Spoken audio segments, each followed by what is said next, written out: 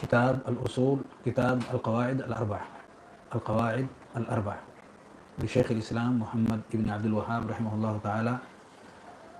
موضوع ہے آج کا القاعدۃ الثانیہ، دوسرا قاعدہ۔ یہ قاعدہ اس سے پہلے والے درس میں پڑھا جا چکا ہے اور مختصر سی اس کی وضاحت بھی کی جا چکی ہے۔ دوسرے قاعدے کے اندر مؤلف نے کیا بیان کیا ہے؟ پہلا قاعدہ تو ہو چکا تھا، دوسرا قاعدہ شروع ہو چکا تھا، اور اس قاعدے کے اندر مؤلف نے بیان کیا کہ کفار مکہ کا عقیدہ تھا، وہ کہتے تھے کہ ہم جو اللہ کے علاوہ بتوں کی عبادت کرتے ہیں، ان کی بندگی کرتے ہیں، تو اس سے ہمارا جو مقصود ہے وہ دو ہے، یا دو میں سے ایک ہے۔ نمبر ایک کہ یہ اللہ کے نیک اور صالح بندے ہیں اور ہم گنہگار، وہ ہمیں اللہ سے قریب کر دے، یعنی ہماری باتوں کو اللہ رب العالمین تک پہنچانے کا واسطہ ہم انہیں بنا لیں۔ تو کس سے مانگتے تھے؟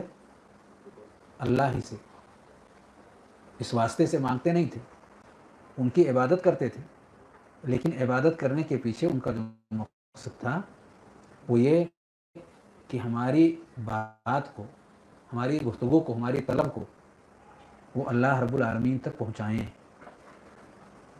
تو ان کا مقصود غیر اللہ سے کچھ مانگنا نہیں تھا، یا مستقل طور پر غیر اللہ سے کوئی چیز لینا اور ان سے طلب کرنا نہیں تھا اللہ رب العالمین ہی سے مانگنے کے لیے۔ لیکن اللہ رب العالمین سے مانگنے کے لیے انہوں نے ذریعے اور وسیلے کے طور پر ان کو بیچ میں اس معنی کر کے لانے کی کوشش کیے کہ وہ اللہ کے نیک اور صالح اور مقرب بندے ہیں، وہ ہماری بات کو اللہ رب العالمین تک پہنچائیں گے یا ہم کو اللہ سے قریب کر دیں گے۔ یہ ان کا مقصود تھا۔ اور دوسرا مقصد ان کا کیا تھا؟ دوسرا مقصد یہ تھا کہ ہماری درخواست کی قبولیت کے لیے سفارش کر دیں گے۔ ہم اللہ رب العالمین کے حضور میں اپنی جو بھی درخواست پیش کریں گے، اپنی جو بھی دعائیں، اپنی جو بھی گزارشیں اللہ کے حضور ہم رکھیں گے، یہ نیک اور صالح لوگ اللہ کے یہاں سفارش کریں گے کہ ہماری یہ درخواست قبول ہو جائے، جس کو سفارش ہم کہتے ہیں، شفاعت کہتے ہیں۔ یہ دو ان کا مقصود تھا، اس کا مؤلف نے یہاں تذکرہ کیا۔ تو اس قاعدے کا جو مقصود ہے یہ بیان کرنا کہ مشرکین اللہ کے علاوہ کو کیوں پکارتے تھے۔ اس قاعدے کے پیچھے کیا بیان کرنا مقصود ہے؟ مشرکین اللہ کے علاوہ کو پکارتے کیوں تھے، اس کے پیچھے وجہ اور سبب کیا تھی، اس کی جانکاری ہمیں چاہیے، معلومات چاہیے۔ اس قاعدے میں وہی معلومات دی گئی ہیں۔ تو کیا بیان کرنا چاہتے ہیں مؤلف اس قاعدے کے پیچھے؟ وہ وجہ اور سبب جس کی بنیاد پر مکہ کے کفار اللہ کے علاوہ کو پکارتے تھے، اللہ کے علاوہ کی عبادت اور بندگی کرتے تھے۔ یہ ہے دراصل اس قاعدے کا لب لباب اور اس کا خلاصہ۔ اور ابھی تھوڑی دیر پہلے اور کل کے درس میں بھی یہ بات میں نے واضح کیا کہ یہ دو چیزیں تھیں جو حاصل کرنے کے لیے انہوں نے اللہ کے علاوہ کو پکارا۔ دو مقاصد ان کے تھے، دونوں میں سے کوئی ایک مقصد حاصل ہو گیا یا دونوں مقاصد انہیں حاصل ہو جائیں، اس کے لیے وہ اللہ کے علاوہ کو پکار رہے تھے۔ اور اس کے لیے دلیل سورہ زمر کی آیت نمبر 3 اور سورہ یونس کی آیت نمبر 18 ہے۔ فرمایا اللہ رب العالمین نے سورہ زمر میں والذین اتخذوا من دونه اولیاء ما نعبدهم الا ليقربونا الى الله زلفا، اور وہ لوگ جو اللہ کے علاوہ کو اولیاء مانتے ہیں، یعنی دوست سمجھتے ہیں، ما نعبدهم، ان کا یہ کہنا ہے کہ ہم ان کی عبادت اس لیے کر رہے ہیں تاکہ یہ ہمیں اللہ سے قریب کر دیں۔ ہم ان کی عبادت اللہ سے قریب ہونے کے لیے کرتے ہیں۔ تو مستقل طور پر ان سے وہ جڑنے والے نہیں تھے، مستقل طور پر وہ اللہ ہی سے جڑنا چاہتے تھے، لیکن ان کا عقیدہ یہ تھا کہ ان کے واسطے ہی سے ہم جڑ سکتے ہیں۔ اور دوسرا مقصد طلب الشفاعہ، سفارش چاہتے تھے ان سے کہ ہم جو کچھ اپنے رب کی بارگاہ میں پیش کریں یہ ہمارے لیے سفارش کر دیں اللہ رب العالمین سے۔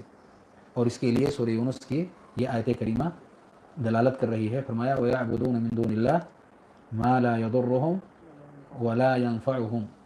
وہ اللہ کے علاوہ کو پکارتے تھے انہیں جو نہ تو انہیں نقصان پہنچا سکتے اور نہ ہی نفع دے سکتے.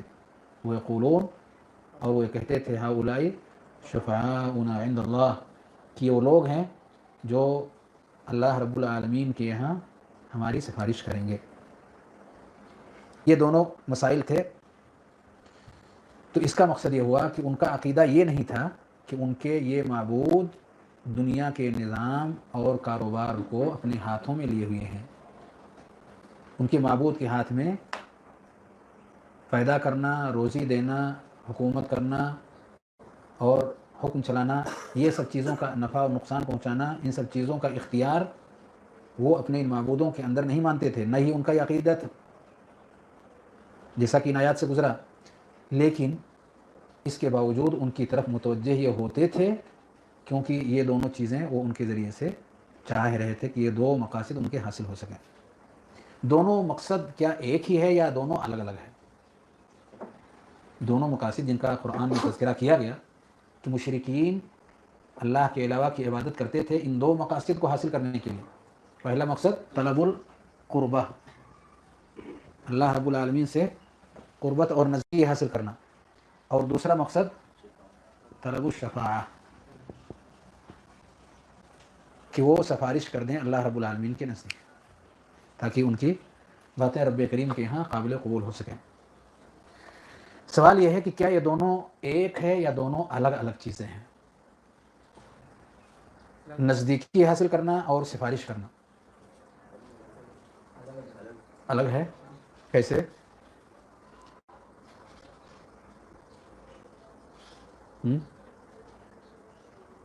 الگ الگ کیسے اس کو الگ کیا جائے؟ دونوں ہی میں انہوں نے واسطہ بنایا اپنے اور رب کے درمیان کچھ لوگوں کو، تو اس اعتبار سے تو وہ ایک ہو گئے. الگ کس چیز میں ہوئی؟ مقصد ہے اللہ کی نزدیکی، اور مقصد یہ ہے اپنی باتیں اللہ تک پہنچانا. جو نزدیک ہوگا اس کی بات اللہ تک پہنچے گی. تو ایک ہوا یا الگ ہوا؟ جو نزدیک ہوگا کیا اس کی بات اللہ تک نہیں پہنچے گی؟ اور دوسرا جو سفارش ہے وہ کس لیے ہوگی؟ تاکہ اس کی بات اللہ کے حضور پہنچ جائے. سفارش اس لیے ہے اور اللہ قبول کر لے. تو کیا یہ الگ الگ ہوا یا ایک ہوا؟ مقصد ایک ہوا، مقصد ایک ہوا. دو ہے. یہ دو الگ الگ چیزیں ہیں، ایک نہیں ہے. میں اس کو ذرا مثال کے ذریعے سے سمجھاتا ہوں کہ یہ دو الگ کیا ہے. ایک انسان ہے جو چاہتا ہے کہ اسے علم آ جائے، وہ چاہتا ہے کہ اس کے اندر نیکی کا جذبہ آ جائے، وہ چاہتا ہے کہ وہ روزے دار کی فہرست میں شامل ہو جائے، وہ چاہتا ہے کہ سخاوت اور دریا دلی کی صفت اس کے اندر پیدا ہو جائے، وہ چاہتا ہے تقوی اور طہارت کے اوصاف اس کے اندر پیدا ہو جائیں. یہ اچھے اور باکمال قسم کے اوصاف ہیں کہ نہیں؟ اچھے لوگوں کے یہ اعلیٰ ترین صفات ہیں، خوبیاں ہیں، بڑی بڑی خوبیاں ہیں جو انسان حاصل کرنا چاہتا ہے. دوسرا کیا ہے؟ دوسرا ہے وہ چاہتا ہے جھوٹ نہ بولے، چاہتا ہے کہ ہر طرح کی ظاہری اور معنوی برائیوں سے دور رہے، وہ چاہتا ہے کہ شرک کی گندگی سے اپنے آپ کو دور کر سکے، وہ چاہتا ہے کہ بدعات کی تاریکیاں اس کے قریب نہ آ سکیں. تو یہ بھی ایک اچھی چیز ہے جو چاہ رہا ہے. کیا یہ دونوں ایک ہیں یا الگ الگ ہیں؟ یہ دونوں مثالیں جو میں نے پیش کی ہیں کیا یہ دونوں ایک ہیں یا الگ الگ ہیں؟ الگ. ایک کو نگیٹو صفات کہتے ہیں اور دوسرے کو پازیٹیو. ایک ہے نگیٹو اور دوسرا پازیٹیو. دونوں ایک ہے یا الگ الگ؟ الگ الگ ہے. قربہ کہہ کر کے وہ صفات جس کو مثبت کہتے ہیں اردو زبان میں، مثبت اور اعلیٰ ترین صفات پانے کے لیے رب سے نزدیکی حاصل کرنا، یہ کون سی صفت ہے؟ مثبت صفت. اعلیٰ ترین صفت انسان اپنے اندر چاہتا ہے حاصل ہو جائے. تو یہ اس شخص کے لیے ہے جو باکمال ہو، جس کے اندر کمالات کی صفات پائے جاتے ہوں. وہ بلندیوں کی طرف جائے گا. اور دوسرا کیا ہے؟ دوسرا یہ ہے کہ ہر طرح کا جو نقص اور عیب اور کمی کی صفات ہیں ان سے اپنے آپ کو دور رکھنے کی کوشش کرے, بچ بچا کر کے اپنی زندگی کو گزارنے کی کوشش کرے. اس کو سلامتی کہتے ہیں, سلامتی والی زندگی. یعنی برائیوں سے بچ کر کے ہر طرح کی وہ چیزیں جو انسان کے اندر نقص اور کمی لانے والی چیزیں ہیں ان چیزوں سے بچ کر کے. تو یہ ایک الگ صفت ہے, نقائص کو دور کرنا, عیب والی چیز کو دور کرنا اور ان سے اپنے آپ کو. تو سفارش والے معاملے کو لا کر کے دراصل اشارہ ہے کہ انسان کے اندر کی جو کمزوریاں ہیں وہ ایک دوسرے کے ساتھ مل کر کے اس کمزوری کو ہم دور کرنا چاہتے ہیں. جو نقص ہے, جو عیب ہے, جو کمی ہے, جو کوتاہی ہے, ایک دوسرے کے ساتھ جوڑ کر کے قوت لانا چاہتے ہیں. اس نقص کو دور کرنا چاہتے ہیں, اس کمی کی بھرپائی کرنا چاہتے ہیں. اور اعلیٰ ترین صفات اس کے بعد ہیں جو پہلے والے وصف میں ذکر کیے گئے ہیں. تو یہ دونوں الگ الگ ہیں, یہ دونوں ایک نہیں ہیں. کمال سے متعلق جو اعلیٰ ترین صفات ہیں وہ قربا کے ذریعے سے, جو پہلا مقصد ذکر کیا گیا, اور نقص اور عیب والے صفات جو برائیوں کے راستے سے انسان کے اندر آتے ہیں اس کو دور کرنے کے لیے سفارش اور شفاعت والے مقصد کے ذریعے سے انسان حاصل کرنا چاہتا ہے. تو جب کسی کے اندر یہ دونوں چیزیں آ جاتی ہیں تو صحیح معنی میں وہ نقصان سے بھی بچا اور فائدے والی چیزوں کو پورے طور پر حاصل کر لیا, تو جا کر کے مقصود مکمل ہو جاتا ہے. ورنہ مقصود آدھا ادھورا رہتا ہے. اگر کسی ایک کو حاصل کیا دوسرا بچ گیا تو ادھورا ہے, اور اگر نقص والی چیزوں سے اپنے آپ کو بچایا اور کمال والی چیزوں کو اپنا لیا تو مقصود پورے طور پر اس نے حاصل کرنے کی کوشش کی. دراصل ان کا جو مقصود تھا وہ ان دونوں کو جامع تھا, ان دونوں کو جامع تھا. اب آئیے ذرا دیکھیں کہ جو ان لوگوں نے غیر اللہ کی عبادت کے ذریعے سے ان دونوں مقاصد کو حاصل کرنے کی کوشش کیا ہے, اللہ رب العالمین نے اس کے تعلق سے اپنا کیا موقف اور رد عمل قرآن میں ذکر فرمایا ہے. ان دونوں مقاصد کے پیچھے پہلا مقصد اللہ کی نزدیکی حاصل کرنے والا, اس کے ذریعے سے غیر اللہ کی عبادت کے راستے سے.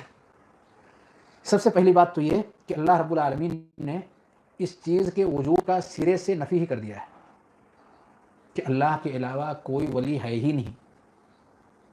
اللہ کے علاوہ کوئی ولی اس کا ہے ہی نہیں. کس کا ولی؟ اللہ کا ولی. سرے سے اس کے وجود ہی کا اللہ رب العالمین نے انکار کیا ہے, اس کی نفی فرمائی ہے. سرے سے ایسے لوگوں کا وجود ہی ختم کر دیا اللہ رب العالمین نے.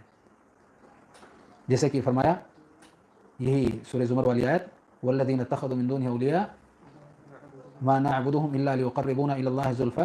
آگے کیا کہا اللہ رب العالمین نے؟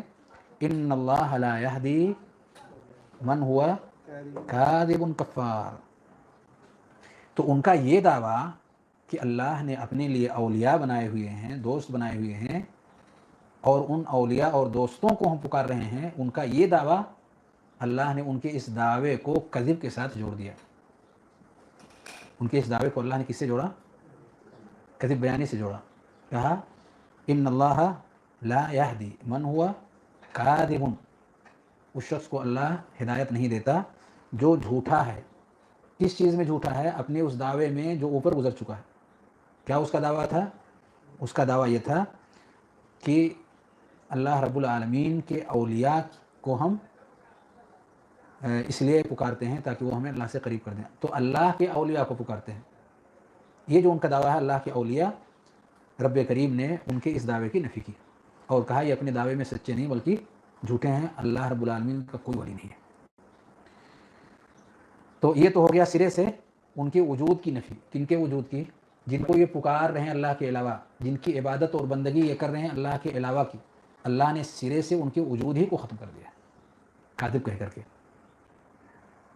آ رہی بات کچھ سمجھ میں؟ تو اللہ نے سرے سے ان کے وجود کی نفی کر دی. کن کے وجود کی؟ کہ اللہ کے کوئی ولی نہیں, اللہ کا کوئی ولی. ابھی میں تھوڑی سی آگے اور کچھ وضاحت کروں گا, ابھی جو بات کہہ رہا ہوں اس پر دھیان دیں کہ اللہ رب العالمین کا کوئی ولی نہیں. ان کا جو دعویٰ اور ان کا جو گمان ہے یہ گمان باطل ہے. کیا دعویٰ ان کا گمان ہے؟ ان کا دعویٰ اور گمان یہ ہے کہ اللہ کے ولی ہیں, اور ان اولیاء کی جب ہم عبادت کریں گے وہ خوش ہو جائیں گے تو ہمیں اللہ سے قریب کر دیں گے. یہ جو پہلی سیڑھی انہوں نے بنائی اس پر چڑھ کر کے دوسری سیڑھی تک پہنچنے کے لیے اللہ نے پہلی ہی سیڑھی کو کنڈم کیا. اولیاء ہی نہیں اللہ کے سرے سے اللہ نے اس کو ختم کر دیا کہ پہلا مقدمہ جو تم نے باندھا اور اس مقدمے پر ایک اور مقدمہ تم نے تیار کیا وہ پہلا ہی سرے سے باطل ہے. ایک اور جگہ اللہ نے اور صراحت سے اس کی وضاحت فرما دی ہے. سورہ اسراء کے اندر اللہ رب العالمین نے فرمایا وَلَمْ يَكُنْ لَهُ وَلِيٌّ مِّنَ الذُّلِّ وَلَمْ يَكُنْ لَهُ وَلِيٌّ مِّنَ الذُّلِّ. سورہ اسراء آیت نمبر 111 کہ اللہ رب العالمین کا کوئی ایسا ولی جو اللہ رب العالمین کو ذلت سے نکال کر بلندی کی طرف لائے نہیں ہے کوئی. یعنی اللہ کے لیے مددگار کوئی ایسا جو رب کے لیے نفع اور فائدے کا ذریعہ بن سکتا ہو. ولی ایسا ولی من الذل کہ اگر وہ نہ ہوتے تو اللہ رب العالمین کو یہ نقصان پہنچ جاتا اور وہ آئے انہوں نے تھام لیا اور اللہ کو یہ فائدہ پہنچا دیا. ایسا کوئی نہیں ہے کائنات کے اندر. تو اللہ نے سرے سے نفی کر دی. ولی من الذل اللہ کا کوئی ولی نہیں ہے. تو یہاں جس ولی کی نفی کی جا رہی ہے یہ وہ ولی ہے جس کے بارے میں مشرکین کا عقیدہ ہے کہ اللہ رب العالمین کے ساتھ کوئی ہے جو اللہ کی مدد کرتا ہے بعض کاموں میں. اللہ نے کچھ کام ان کے سونپ دیے ان کو سونپ دیے تو کوئی ہے ایسا اللہ کے دوستوں میں سے جو اللہ رب العالمین کی مدد کرتا ہے اور ایسے کام کرتا ہے جس سے اللہ کو فائدہ ہوتا ہے اللہ کو نفع پہنچتا ہے. اللہ نے کہا ایسا کوئی نہیں ہے ہمارے پاس. اس لیے میں نے کہا تھوڑی کے لیے صبر کریں میں وہاں آ رہا ہوں. ابھی میں اس چیز کی نفی کر رہا ہوں جس کا اس بات مکہ کے کفار نے اپنے دعوے میں کیا ہے. ابھی اس کی نفی کی جا رہی ہے اس پر رد کیا جا رہا ہے کہ اللہ نے ایسے لوگوں کے وجود کا سرے سے انکار کیا ہے. ٹھیک ہے. اب آئیے دیکھیں کہ ولی کا معنی کیا ہے. ولی کا معنی کیا ہے. جب یہ کہا جائے ولی اللہ کا ولی تو اس سے دو میں سے ایک معنی مراد ہوتا ہے. ولی اللہ جب کہا جائے یہ اللہ کا ولی ہے کیا کہا جائے اور ولی کی جمع اولیاء آپ کہتے ہیں اولیاء اللہ یہ لوگ اللہ کے اولیاء ہیں. اگر ایک کی نسبت اللہ کی طرف کہیں تو یہ کہیں گے ولی اللہ اور جب کئی ایک کی نسبت اللہ کی طرف کہیں گے تو کیا کہیں گے اولیاء اللہ. تو جب ایسا ورڈ آئے کون سا ورڈ ولی اللہ کی طرف نسبت کرتے ہوئے ولی اللہ مفرد میں اور جمع میں اولیاء اللہ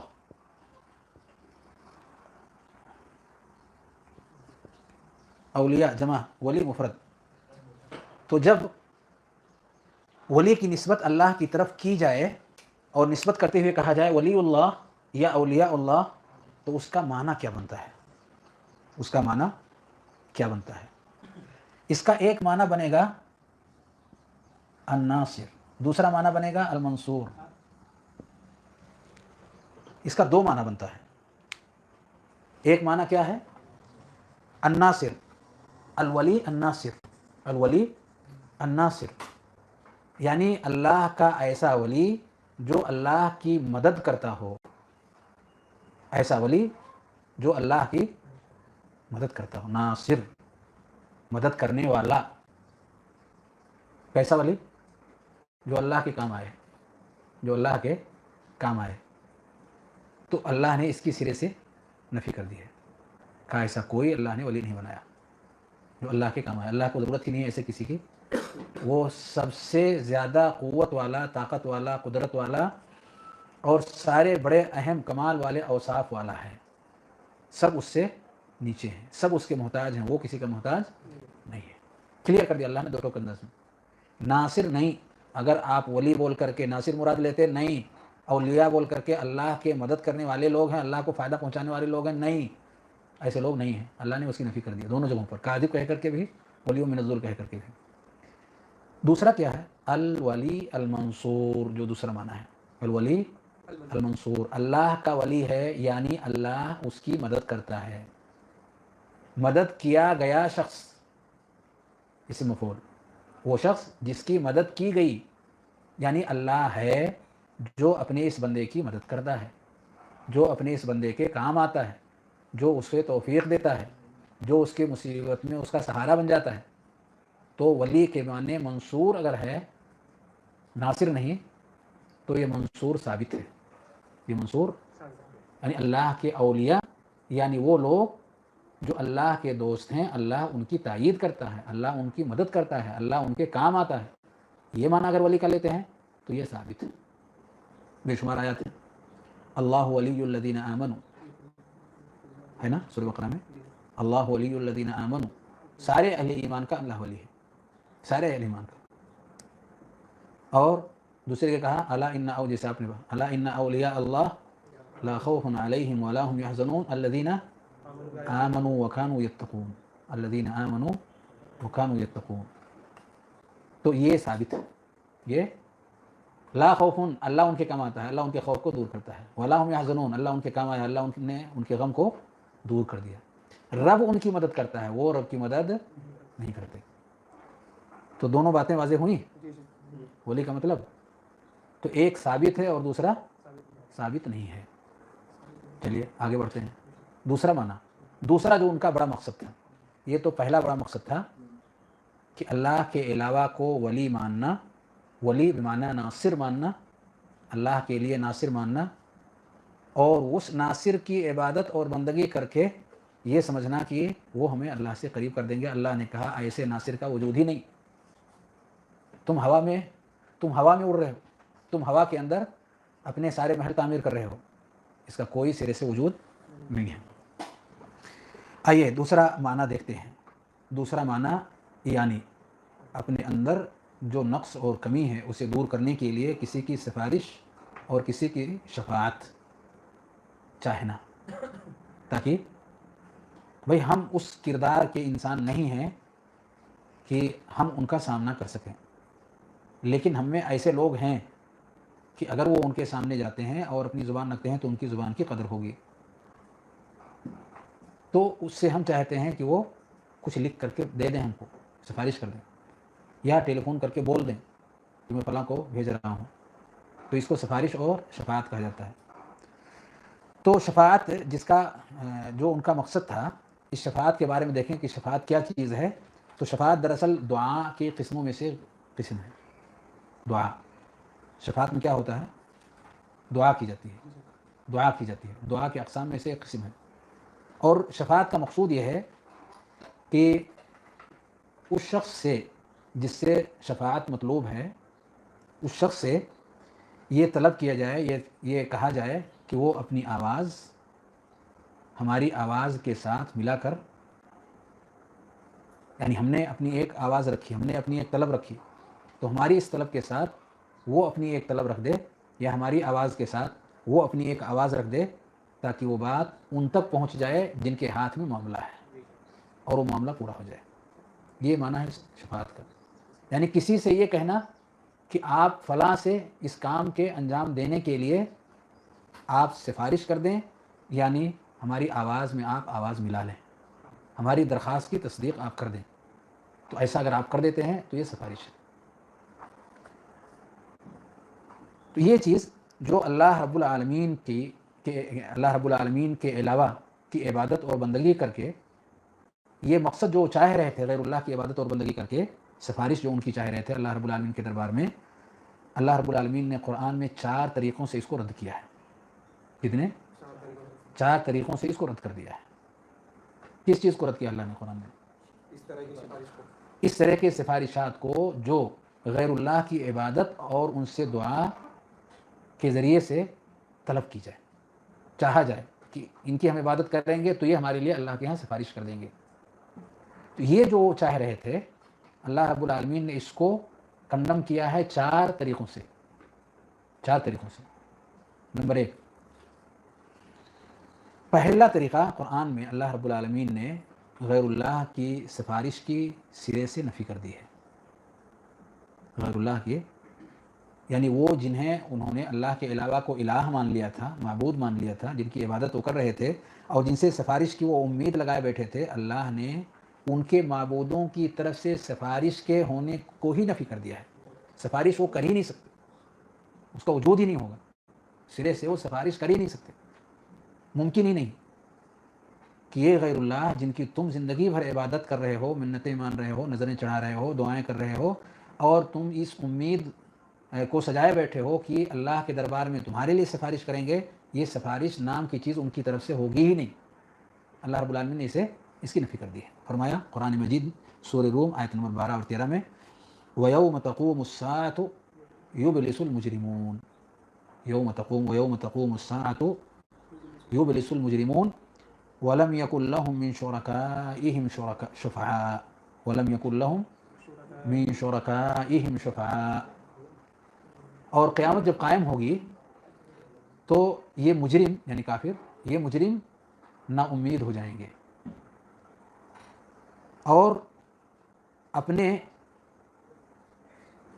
اور اللہ کے علاوہ جن کو انہوں نے شریک بنا لیا تھا ان کے لیے کسی طرح کی کوئی سفارش نہیں ہوگی، ان کی طرف سے کسی بھی طرح کی کوئی سفارش اللہ رب العالمین کے دربار میں قیامت کے روز نہیں ہوگی۔ وَلَمْ يَكُنْ لَهُم مِّن شُرَكَائِهِمْ، ان کے لیے ان کے یہ شریک لوگ یعنی اللہ کے علاوہ جن کو انہوں نے شریک مانا تھا ان کی طرف سے سفارش نام کی چیز نہیں آئے گی، سرے سے اس کا کوئی وجود نہیں ہوگا۔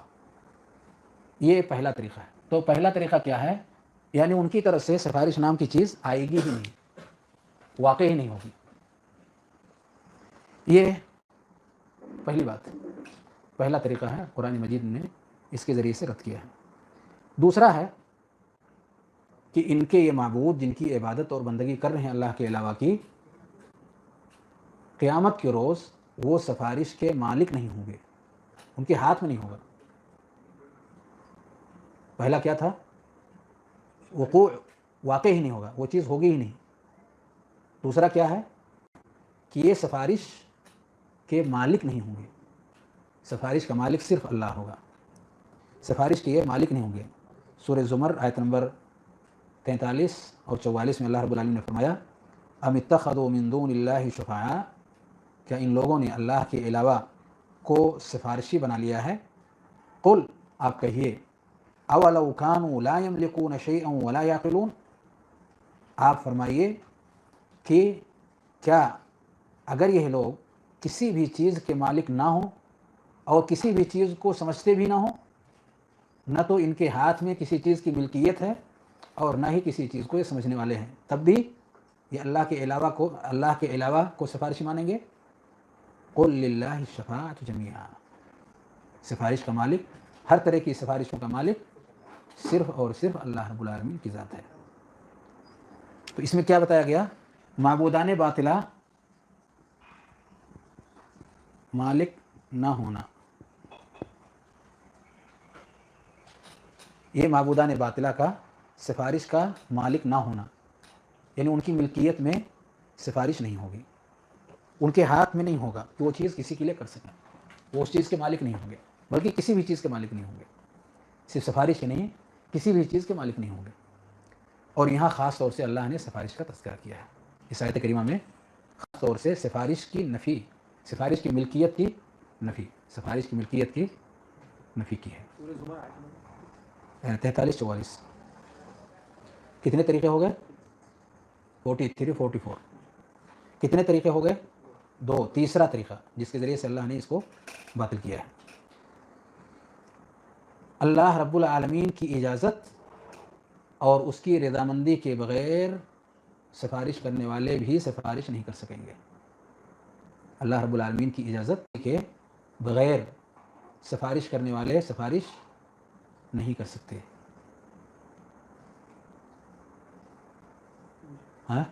سورہ سبا آیت نمبر 23 اللہ رب العالمین نے فرمایا وَلَا تَنفَعُ الشَّفَاعَةُ عِنْدَهُ إِلَّا لِمَنْ أَذِنَ لَهُ، اللہ کے یہاں سفارش وہی نفع بخش ہوگی جس سفارش کی اجازت اللہ رب العالمین کی طرف سے ملے گی۔ اللہ رب العالمین نے اگر اجازت دے دیا سفارش کرنے کی، اس اجازت کے بعد اگر کوئی سفارش کرتا ہے تو وہ نفع بخش ہوگی۔ اگر اجازت اللہ کی طرف سے نہیں آئی تو اس سفارش کا کوئی فائدہ اور کوئی نفع نہیں ہوگا۔ سورہ نجم آیت نمبر 26 میں اللہ رب العالمین نے فرمایا وَكَم مِّن مَلَكٍ فِي السَّمَاوَاتِ لَا تُغْنِي شَفَاعَتُهُمْ شَيْئًا إلا من بعد أن يأذن الله لمن يشاء ويرضى إلا لمن يشاء ويرضى کہ آسمانوں کے اندر کتنے ایسے فرشتے ہیں، یعنی بہت سارے فرشتے ہیں، آسمانوں میں بہت سارے فرشتے ہیں، لا تغنی شفاعتهم شیئا، وہ اگر کسی کے لیے سفارش کریں تو ان کی سفارش کا کوئی نفع اور فائدہ نہیں ہوگا، الا من بعد ان یأذن اللہ، ہاں مگر رب کی اجازت کے بعد اگر وہ سفارش کریں، اور رب کی رضامندی کے بعد اگر وہ سفارش کریں تو اس کا فائدہ ہوگا۔ اجازت اور رضامندی کے بعد اگر سفارش آتی ہے تو وہ نفع بخش ہو سکتی ہے، اس کے بغیر وہ کسی کے لیے نفع بخش نہیں ہوگی۔ یہ کون سا ہے؟ ہاں تیسرا۔ تو تیسرا کیا ہوا؟ اللہ کی اجازت اور رضامندی کے بغیر سفارش کے نفع کا نہ پہنچنا۔ تو اگر اللہ رب العالمین نے اجازت نہیں دیا یا اللہ رب العالمین راضی نہیں ہے تو اس کا کوئی فائدہ اور کوئی نفع اس سفارش کا نہیں ہوگا۔ سفارش کرتے رہے، جس کو سفارش کرنا ہے سفارش کرتے رہے، کوئی فائدہ ہوگا اس کا نہیں ہوگا۔ فائدہ تب ہوگا جب یہ دونوں باتیں پائی جائیں گی۔ چوتھی چیز، اور یہی آخری ہے، کہ سفارش کرنے والوں کی سفارش سے فائدہ کی نفی کافروں کے لیے، یعنی سفارش کرنے والے سفارش کریں گے اور ان کا فائدہ ہوگا مگر کفار کے علاوہ کے لیے، کفار اس سے فائدہ نہیں اٹھا سکتے۔ جو کافر ہیں وہ سفارش کرنے والوں کی سفارش سے کچھ بھی فائدہ نہیں اٹھا سکتے۔ تو سفارش جو بھی کرنے والے ہیں آخرت میں وہ سفارش کریں گے اور سفارش کا فائدہ ہوگا، پر اس سے فائدہ اٹھانے والے صرف مومن ہوں گے، کفار اور مشرکین اس سے فائدہ نہیں اٹھا سکتے۔ اور یہ لوگ جن کی بات ہو رہی ہے کون لوگ ہیں؟ یہ مشرکین ہیں، کفار ہیں۔ تو یہ فما تنفعهم شفاعت الشافعین، سفارش کرنے والوں کی سفارش اس دن نفع بخش نہیں ہوگی۔ تو سفارش کرنے والوں کی سفارش نفع بخش ہوگی صرف ان کے لیے جو اہل ایمان ہیں، پر جو لوگ کفار اور مشرکین ہیں ان کے لیے وہ سفارش ذرا برابر فائدہ مند نہیں ہوگی۔ یہ ہے سورہ مدثر آیت نمبر 48۔ چوتھا کیا ہوا؟ کفار اور مشرکین کا سفارش سے فائدہ نہ اٹھا پانا، اس سے فائدہ نہیں اٹھا سکتے، سفارش کرنے والوں کی سفارش سے فائدہ نہیں اٹھا سکتے۔ تو یہ تو ہو گیا وہ سفارش جو وہ اللہ کے علاوہ کی عبادت اور بندگی کر کے چاہ رہے تھے کہ انہیں یہ مقصد حاصل ہو جائے۔ کون سا مقصد؟ سفارش، اللہ کے یہاں سفارش۔ اللہ نے کہا یہ سفارش کفار کو ملنے والی نہیں ہے۔ اللہ نے کیا کہا؟ یہ سفارش کفار کو نہیں ملنے والی، کچھ بھی فائدہ نہیں ہوگا۔ 4 طریقوں سے اللہ نے اس کی نفی کیا، 4 طریقوں سے، سرے سے ان کے معبودوں کی طرف سے، سرے سے ان کے معبودوں کی طرف سے سفارش کی نفی کر دی گئی کہ وہ لوگ سفارش کر ہی نہیں سکتے سرے سے، نمبر 1۔ نمبر 2، یہ بتایا گیا کہ وہ سفارش کے مالک نہیں ہیں، ان کے ہاتھ میں ہے نہیں سفارش۔ نمبر 3، اللہ کی اجازت اور رضامندی کے بعد ہی سفارش کرنے والے سفارش کر سکتے ہیں۔ نمبر 4، سفارش کرنے والوں کی سفارش سے صرف اہل ایمان فائدہ اٹھا سکتے ہیں، کفار اور مشرکین فائدہ نہیں اٹھا سکتے۔ یہ 4 طریقے ہیں۔ آئیے یہاں ایک بات جو مؤلف نے ذکر کی ہے کہ سفارش کی 2 قسمیں ہیں۔ یہ تو وہ سفارش تھی جو کفار مکہ حاصل کرنے کے لیے غیر اللہ کے سامنے جھکتے تھے، یہ وہ سفارش کا بیان تھا ابھی جو میں نے ذکر کیا، جو سفارش حاصل کرنے کے لیے مکہ کے کافر اللہ کے علاوہ کو پوجتے تھے تاکہ ان کو سفارش مل جائے۔ تو اس کو 4 طریقوں سے رد کیا گیا کہ ایسا کچھ آپ کو ملنے والا نہیں ہے، ایسی کوئی سفارش آپ کو ملنے والی نہیں ہے، اس لیے غیر اللہ کی عبادت آپ چھوڑ دو، اللہ کی عبادت پہ آ جاؤ۔ اب یہاں ایک چیز مؤلف نے اور ذکر کی ہے، اس کی وضاحت ہو جائے۔ انہوں نے کہا سفارش جو ہوگی آخرت میں वो दो तरह की होगी। सिफारिश की दो किस्में हैं, एक सिफारिश मुस्बता और दूसरा सिफारिश मनफिया। सिफारिश मुस्बता और सिफारिश मनफिया। सिफारिश की ये दो किस्में हैं।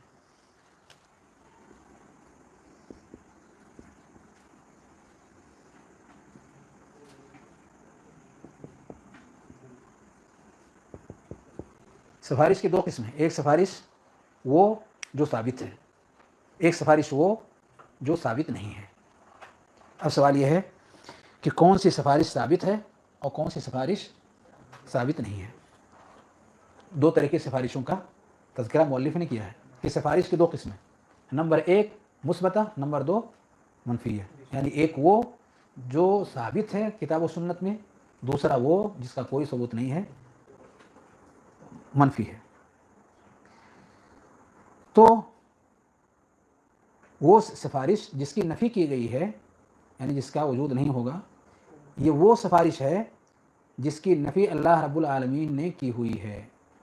जिसको अल्लाह रब्बुल आलमीन ने जिसकी नफ़ी कर दी है वो सिफारिश होने वाली नहीं है, और जिसे अल्लाह रब्बुल आलमीन ने साबित किया हुआ है वो सिफारिश होगी।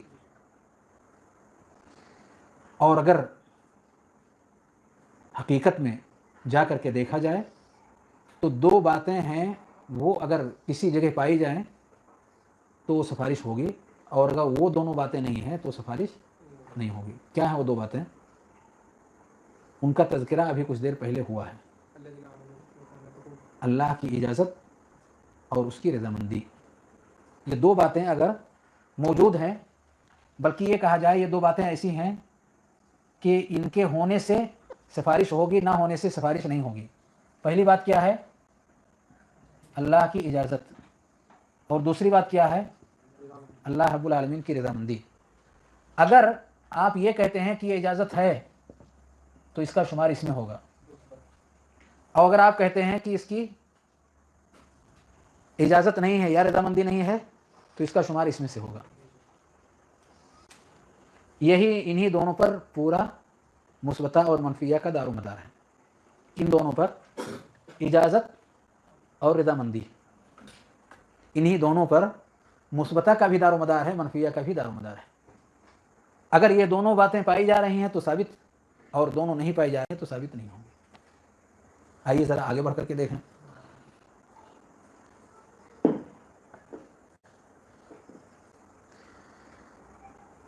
इसकी भी दो किस्में हैं।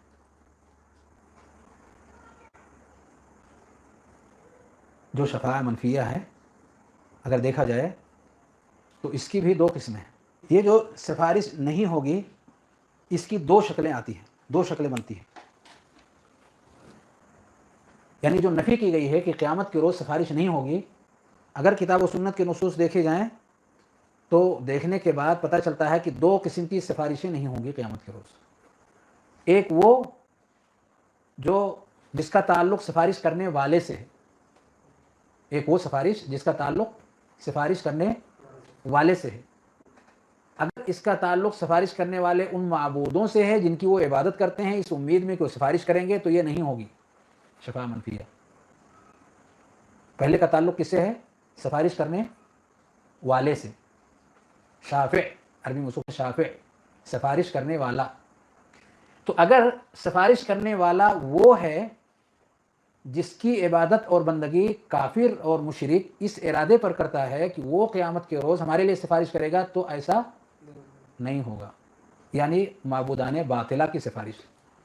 शाफ़े से मुराद यहाँ कौन मुराद है? माबूदाने बातिला की सिफारिश। तो माबूदाने बातिला की सिफारिश होगी? नहीं होगी।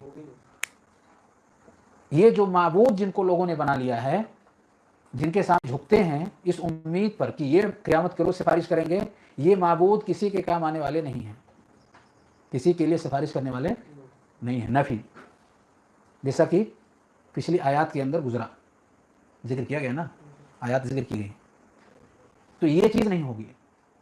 तो पहले नफ़ी का ताल्लुक़ किस चीज़ से है? सिफारिश करने वाले से है, शाफ़े से है। और शाफ़े कौन होगा? माबूदाने बातिला। नंबर दो, اس کا تعلق جس کے لیے سفارش کی جا رہی ہے، مشفوع لہو، وہ شافع تھا، مشفوع لہو ہے، مشفوع لہو، جس کے لیے سفارش کی جا رہی ہے، کی جانی مقصود ہے، وہ سفارش کرنے والا تھا، کس کے لیے سفارش کر رہا ہے؟ تو جس کے لیے سفارش کی جا رہی ہے وہ اگر کافر ہے تو اس کے لیے سفارش نہیں ہوگی۔ تو اس سے مراد معبودان باطلہ اور اس سے مراد کفار اور مشرکین۔ الشفاعہ المنفیہ عن المشفوع لہو، مشفوع لہو، تو وہ شافع تھا، یہ مشفوع ہے، وہ شافع تھا، یہ مشفوع ہے، وہ فاعل تھا اور یہ مفعول ہے۔ تو شفاعہ منفیہ کی دونوں شکلیں سمجھ میں آئیں؟ شفاعہ منفیہ یعنی جو سفارش قیامت کے روز نہیں ہونے والی ہے۔ تو اگر ہم یہ دعویٰ کرتے ہیں کہ یہ معبودان باطلہ رب کے دربار میں ہمارے لیے سفارش کریں گے تو کیا ایسا ہوگا؟ ہوگا؟ نہیں ہوگا۔ نمبر دو، یہ کافر یہ سمجھتے ہیں ہمارے لیے سفارش کریں گے، کافر کیا سمجھتے ہیں؟ ہمارے لیے سفارش کریں گے، کیا ایسا ہوگا؟ نہیں ہوگا۔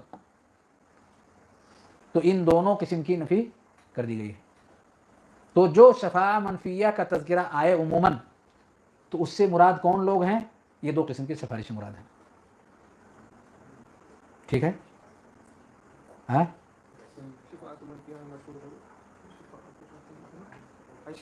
ہاں، اب دیکھیں سورہ بقرہ میں اللہ رب العالمین نے فرمایا یا ایھا الذین آمنوا انفقوا مما رزقناکم من قبل ان یأتی یوم لا بیع فیہ ولا خلۃ ولا شفاعہ، وہاں سفارش نہیں ہوگی۔ کس کے لیے نہیں ہوگی؟ کافروں کے لیے نہیں ہوگی، مومنوں کے لیے ہوگی۔ تو ولا شفاعہ سے یہاں مراد، ولا شفاعہ سے مراد کس کے لیے؟ کافروں کے لیے سفارش نہیں ہوگی، مومنوں کے لیے سفارش ہوگی۔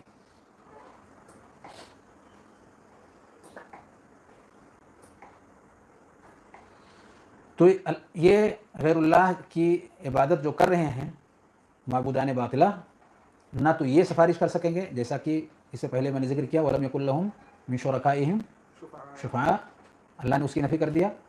اور اسی طریقے سے جن کے لیے سفارش کی جا رہی ہے اگر وہ کافر ہے، مشرک ہے، تو اس کے لیے بھی سفارش نہیں ہوگی، جیسا کہ اللہ رب العالمین نے قرآن کی اس آیت میں کہا وَلَا شُفَعَاء وَالْكَافِرُونَ هُمُ الظَّالِمُونَ۔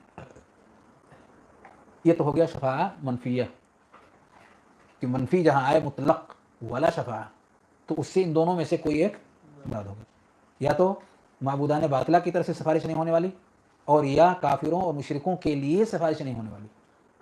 واضح ہے؟ اب آگے دیکھیں، جس کے لیے سفارش ہونی ہے، یعنی جس کے لیے سفارش کا ہونا یا پایا جانا کتاب و سنت کے اندر ثابت ہے، یہ کون لوگ ہیں؟ ان کی دو قسمیں ہیں، ان کی جن کے لیے کتاب و سنت کے اندر سفارش کا ہونا ثابت ہے، ان کی دو قسمیں ہیں۔ اسی طریقے سے جیسے ادھر دیکھا ایسے ادھر بھی، جیسے ادھر آپ نے دیکھا ایسے ادھر بھی، پہلی دو قسمیں ہوں گی مثبتہ کے اندر بھی، یعنی جو سفارش ثابت ہیں ان میں سے پہلے کا تعلق سفارش کرنے والے سے ہوگا۔ سفارش جیسے یہاں شافع تھا، پر یہ باطل کیوں ہوا؟ کیونکہ معبودان باطلہ کی طرف سے آ رہا تھا، اس لیے منفی ہو گیا۔ پر جو ثابت ہوگا اور اس کا تعلق شافع سے ہوگا، یعنی وہ سفارش ہوگی قیامت کے روز، تو یہ سفارش کن لوگوں کی طرف سے ہوگی؟ ان لوگوں کی طرف سے ہوگی جن کے لیے اللہ رب العالمین نے سفارش کی اجازت دی ہے، اس کے شروط کے ساتھ، جن کے لیے اللہ نے سفارش کی کیا دی ہوئی ہے؟ اجازت دی ہوئی ہے۔ تو اس بات کا تعلق شافع سے ہے، یعنی وہ سفارش جو ثابت قیامت کے روز ہونی ہے، تو ان میں پہلی جو قسم ہوگی اس کا تعلق شافع سے ہوگا، سفارش کرنے والی ذات اور شخصیت سے ہوگا۔ یہ کون ہے جن کے لیے سفارش ثابت ہے؟ یہ وہ ہیں جن کے لیے اللہ رب العالمین کی طرف سے اجازت ہے کہ وہ سفارش کریں، جیسے نبی کریم صلی اللہ علیہ وسلم کے لیے اجازت ہوگی، کہا جائے گا سل تعطى واشفع تشفع، اللہ رب العالمین کہے گا آپ سفارش کریں، آپ کی سفارش قبول کی جائے گی۔ تو یہ مثبتہ کی پہلی شکل ہوئی، یعنی جس کا تعلق شافع سے ہوگا اور اللہ رب العالمین نے انہیں اجازت دیا ہوگا کہ وہ سفارش کریں۔ اور دوسری جو قسم ہے اس کا تعلق مشفوع لہو سے ہوگا۔ مشفوع یعنی جس کے لیے سفارش کی جا رہی ہے، دیکھنا یہ ہے وہ کون ہیں، وہ کون لوگ ہیں جن کے لیے سفارش کی جا رہی ہے۔ تو اگر وہ کافر اور مشرک نہیں ہیں، اگر وہ لوگ کافر اور مشرک نہیں ہیں اور گناہوں کی دلدل میں واقع ہو چکے ہیں، کبیرہ گناہوں کے مرتکب ہو چکے ہیں، تو ایسے لوگوں کے لیے سفارش ثابت ہے، ایسے لوگوں کے لیے سفارش ثابت ہے۔ مشفوع لہو، کن کے لیے سفارش کی جائے گی؟ وہ لوگ جو اس امت کے گنہگار لوگ ہیں۔ ہاں ہاں، وہ تو بہت زیادہ ہیں، لیکن ایک موٹی سی بات جس میں سب شریک ہیں، موٹی سی بات کہ ایک کا تعلق شافع سے ہوگا، دوسرے کا تعلق مشفوع لہو سے ہوگا۔ جس کے لیے سفارش کی جا رہی ہے وہ کون ہے؟ یہ اس امت کے کبیرہ گناہوں کے مرتکبین ہوں گے، بڑے بڑے گناہ ہیں اس میں وہ واقع ہو گئے اور توبہ کے بغیر ہی دنیا سے چلے گئے۔ اللہ اگر چاہے تو عذاب دے اور اللہ رب العالمین چاہے تو معاف کر دے۔ معاف کرنے کی شکل ایک یہ ہے کہ کوئی سفارش کر دے اور اللہ اسے قبول کر لے، تو ایسے لوگوں کے لیے سفارش ثابت ہے۔ سبحانک اللہم و بحمدک، اشہد ان لا الہ الا انت، استغفرک و اتوب الیک۔